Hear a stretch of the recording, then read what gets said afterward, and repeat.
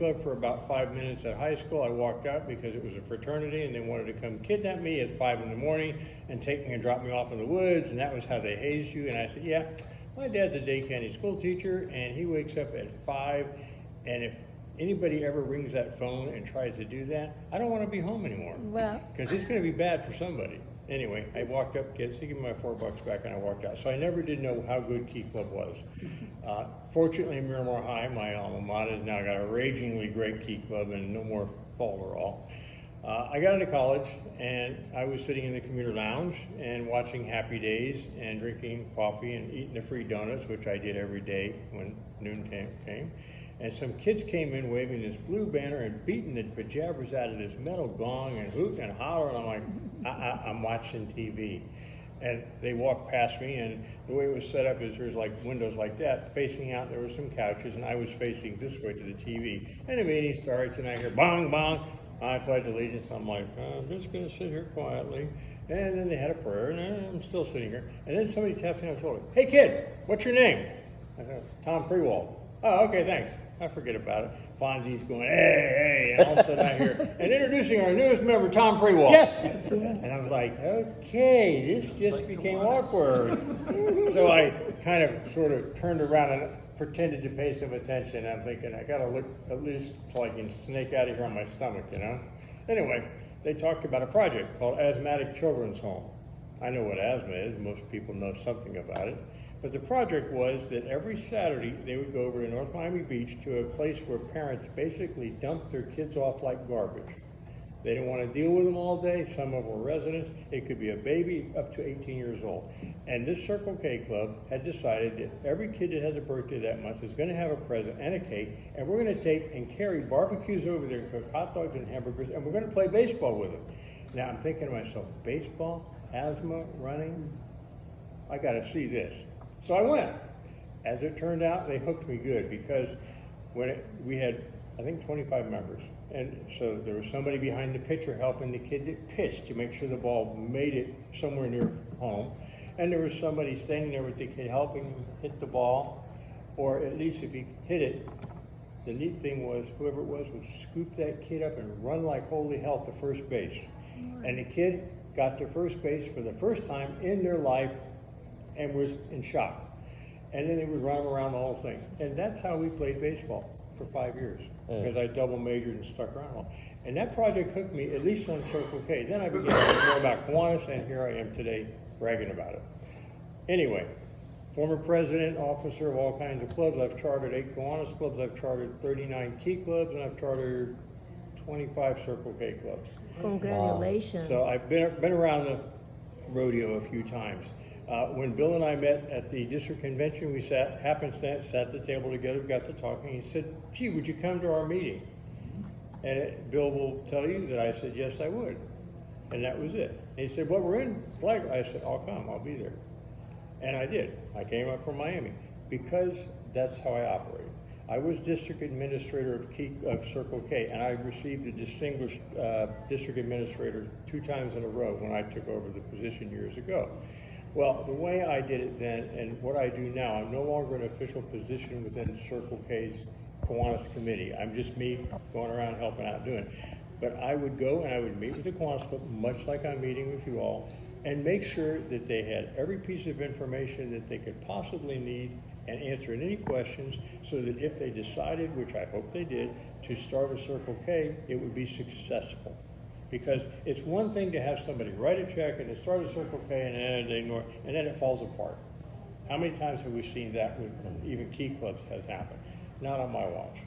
Okay. In the last 2 years, I chartered Bethune-Cookman, I chartered Embry-Riddle, I chartered FIU South. FIU South, in fact, was an interesting one because that Kiwanis Club had been burned 3 times, including but not limited to the Circle K members showing up at a Kiwanis meeting and saying, listen, all we want is your money. We don't really want to come to your meetings. We don't really care about you. Could you just give us a check so we can go to our convention? Needless to say, the Kiwanis Club said, how about this? We're going to cancel your charter. And they did. And they have a right to do so. Well, I went in and said, hey, I want you to recharter this Circle K. An uphill battle? Yeah. Did I win? Absolutely. Why? Because I showed them the same as I'm showing you all, and I showed them the benefit of it, and I didn't go in there to talk to them about it until I had 60 kids ready to sign. And so then it turned out to be the most successful club in the last 3 years. It also was the largest one chartered internationally, worldwide. And it's still going strong. So that's how I do it. Now, back to what I was saying. Circle K will benefit you in several ways. One, it gives you manpower or person power, to be more appropriate nowadays. That they're flexible, they have cars, they can come. You have a big project, whether it's something at the Builders Club, they can come help. And they will be happy to. And it's not just because they think they're going to get money from it, it's because they want to do it. They're like me. I enjoyed what I did, okay? Our Kiwanis Club, the one I chartered initially in Miami Lakes, every year has a square dance. I will tell you, God is my witness, I voted against it and said that's the stupidest idea I've ever heard. I hated it in elementary school. I don't think anybody will come to it. We ordered the tickets in June for an October event. By June 30th, we had sold out 110% of the tickets. 8 years later, I am still eating crow at that board meeting every year when they say, how do you vote, Tom? But you know, it works. Well, we have 2 Circle Ks that we work with. I'm the advisor to 2 Circle Ks and 15 Key Clubs right now and 2 Builders Clubs. And I have a job too. But anyway, the whole point is that we work with them. They come out and they help, whether it's setting up, the hay bales and all that stuff to make it like a barn. It's not, but we make town hall look like a barn. And we bring a caller in and the whole bit. And they clean up afterwards. And they go home and have a great time, or go back to college, as it may be. The Key Clubs also participate. And we have made a deal with the Key Clubs is if your club sells the most tickets to this square dance, and they're only $15, we're not talking $1 million. You sell the most tickets, we will give your Key Club a free registration for a quad registration for decon. That's up to $275 this year, I think, and we still do. We've been doing it every year. And we give them back half the money of the sales of the tickets. Because they're gonna go to Key Club and Circle K anyway. So why make it a big deal? We maintain a ledger, okay, you sold 50 tickets, 20 tickets, whatever, okay, here you go, and we do it. So that's what we do, but the Circle Ks can be much more helpful.